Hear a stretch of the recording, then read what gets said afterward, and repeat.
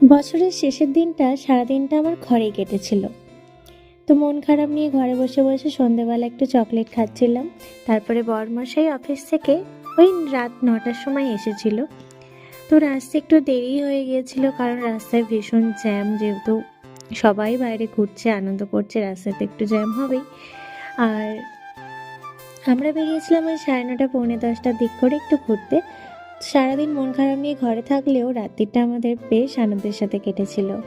তো ভাই বাসুদেবপুরে প্রোগ্রাম দেখছিল, ওকেও সাথে নিয়ে নিয়েছিলাম। আমরা তিনজন মিলে চলে গিয়েছিলাম সোজা রেস্টুরেন্টে খাওয়া দাওয়া করতে, কারণ ভীষণ ভীষণ খিদে পেয়ে গিয়েছিল। আর বছরের শেষটা প্রিয় মানুষের সাথে কাটাবো না, প্রিয় খাবার খাবো না, এটা কি করে হয় বলো?